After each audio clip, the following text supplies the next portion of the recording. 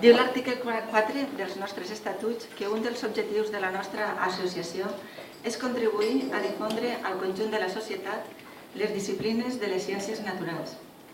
Atesa aquesta declaració d'intencions, no ha de resultar estranya la voluntat manifestada en l'assemblea d'enguany d'instaurar un premi que ressalti la tasca de difusió de les investigacions i avanços en el camp de les ciències naturals.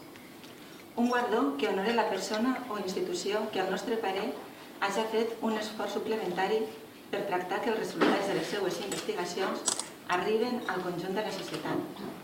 Perquè és ben cert que la manera habitual en l'àmbit científic estricte de comunicar els resultats de les investigacions són unes publicacions d'una lectura que sol resultar esquerpa, perquè estan escrites en un llenguatge especialitzat, l'argot tècnic de cada disciplina concreta, i sovint resulten incomprensibles o senzillament avorrides per al públic no especialitzat.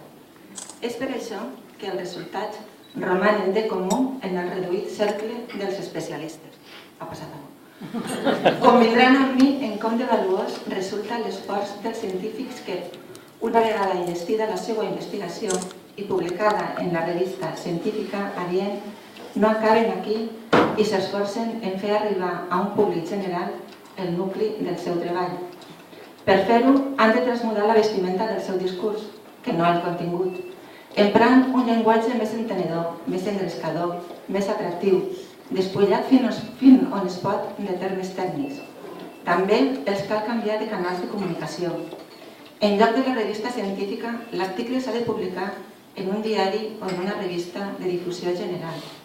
En lloc del congrés d'especialistes, s'ha de difondre a la ràdio o a la televisió. En lloc del llibre enciclopèdic, el de butxaca divertit, literari, didàctic i atractiu per a un lector qualsevol, no necessàriament posseïdor d'uns coneixements profuns en la matèria. En lloc de les aules universitàries, les sales de les cases de cultura o similars. És en aquest punt que hem de situar la figura del guardonat. José Luis Sanz és un paleontòleg de vertebrats, llicenciat i doctorat en Ciències Geològiques per la Universitat Complutense de Madrid i catedràtic de Biologia en l'Autònoma, també de Madrid. És membre de la Real Acadèmia de Ciències Exactes, Físiques i Naturals d'Espanya. Les seues línies principals d'investigació han estat els rèptils, els dinosaures, els cocodrils cretacis i les aus del Cretaci inferior. Ha dirigit el projecte d'excavació de les Olles, Cuenca, i també de diversos jaciments a Morella. Ha descrit 8 nous tàxons de dinosaures, entre els quals resulten d'especial transcendència 3 gèneres de teròpodes voladors, d'aus antigues, que han anat poblant el camí evolutiu emplenant les caselles entre els dinosaures voladors i les aus modernes, els únics dinosaures que van saltar a l'extinció del final del Cretaci. Ha publicat en les revistes científiques més importants del món, com ara Nature i Science, i també en les menys importants del món, com ara Nemus, de la qual és membre del Consell Assessor. Ha creat una escola de joves paleontòlegs que poden continuar el seu treball. I amb tot això, tenim el retrat d'un científic brillant, el millor dinosauròleg espanyol, un dels millors especialistes mundials en teròpodes voladors, però encara no tindríem el perfil d'un candidat a rebre el Premi ADN de divulgació de les ciències naturals. Per tant, no és sols el José Luis Sanz García, científic de primer nivell, que distingim avui, sinó sobretot el divulgador científic a qui hem convidat per retre-li homenatge, perquè José Luis Sanz és també l'escriptor d'una dotzena de llibres divulgatius, com ara Mitología de los dinosaurios voladores, Dinosaurios, los señores del pasado o Cazadores de dragones, que explica les aventures i les lluites per ser els primers descobridors i descriptors de dinosaures, narrat com si fos una novel·la de l'Oest, amb un duel entre els protagonistes. Per cert, que el primer llibre dels llibres que he citat es va presentar a Castelló el 21 de gener del 2000, en un cicle organitzat per ADN, Lectures per a combatre el fred. Volem distingir també el conferenciat prolífic, que s'ha passejat tota la península de sala en sala explicant de forma entenedora, però amb rigor i profunditat, aquestes matèries.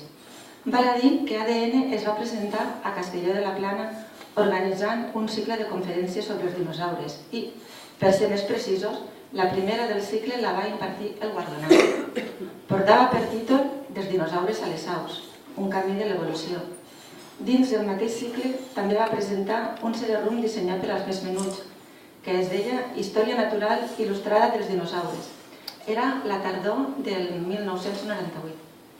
Més encara, el nostre guardonat ha dissenyat i organitzat diferents museus i actualment exerceix de director tècnic dels museus com el d'Elx o el d'Arnedo. A més, va jugar un paper destacat en la creació del de Cuenca i també en el projecte, encara no reeixit, d'un museu com cal per als dinosaures de Morella. A més, és redactor d'articles en la premsa diària o en revistes d'alta divulgació, com National Geographic o Investigación y Ciencia, i és entrevistat o invitat amb molta freqüència a programes de ràdio i televisió que acosten a oients i televidents els secrets dels dinosaures. Això al marge de fet d'exercir la docència, perquè José Luis Sanz també és un d'aquells professors que ensenyen en un to divertit, com ara els que va organitzar ADN en col·laboració amb la UGI a Vinaròs el 2001. És també un home amable, de cervell potent, un savi discret, pròxim, disposat a col·laborar quan una modesta associació, posem per cas la nostra, li demana participar en un acte. És aquest personatge polifacètic, rigorós i amable, pròxim i alhora excels, a qui Ateneu de Natura ha triat per obrir la llista de guardonats del nostre Premi de Divulgació Científica. I ara li lliurarem el guardó, una peça de ceràmica creada per l'ocasió per l'artista valenciana, que així tenim, Cristina Guzmán Traver, fecunda domadora del fang, hàbil ensinistradora de l'argila. Precisament d'argila està fet aquest premi primigeni que està tan lligat al món dels fòssils, sempre prenyat de meravelles. Unes les extrauen els paleontòlegs, les altres les endevinen les artistes. Tot a fi i efecte que conserva el record d'aquesta nit, on li retem homenatge de respecte i agraïment per la tasca realitzada. Gràcies.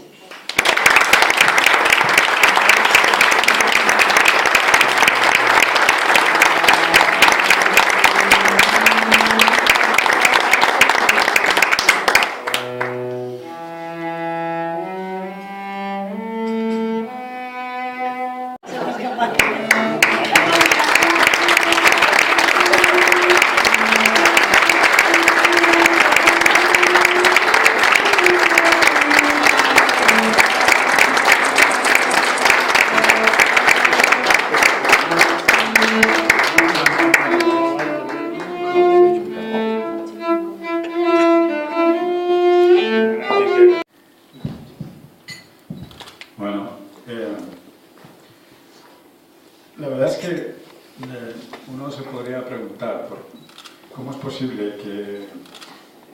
No, tampoco es planteado así, parece una cosa imposible, pero no es imposible. Digamos que, ¿por qué en Castellón puede existir una asociación como la vuestra, ¿no? Porque nació Ateneo de Natura en Castellón. Yo creo que en este tipo de cosas, de fenómenos, no hay nada al azar, ¿no? Hay una razón, y es que Castellón tiene una tradición bien sustentada por naturalistas de la talla de José Royo, Vicente Sos y más gente que en campos que no sean estrictamente la geología y la paleontología, ¿no?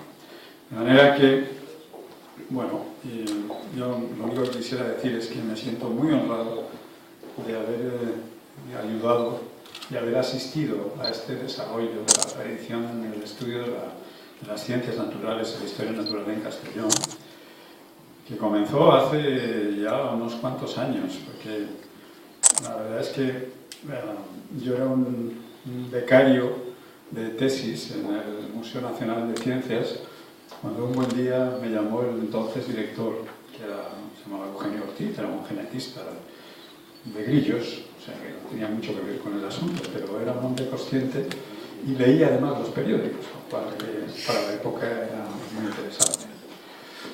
Y leyó una noticia en que Morella se había descubierto unos huesos de dinosaurios. Estoy hablando, pues eso, de finales de los años 70, o sea, por ahí por el Pleistoceno medio. Entonces me llamó y me dijo, oye, tú que sabes algo de dinosaurios, ¿por qué no te vas a Morella? Y haces lo que puedas. Digo, ¿cómo que haga lo que puedas? Sí, es que hay un chaval allí que parece que lleva al cotarro con otra gente de Morella, y tú vas allí y dices que eres representante del Museo de Ciencias y, en fin, lo que puedas. Total, que yo fui a Morella y hice lo que pude, es decir, prácticamente nada.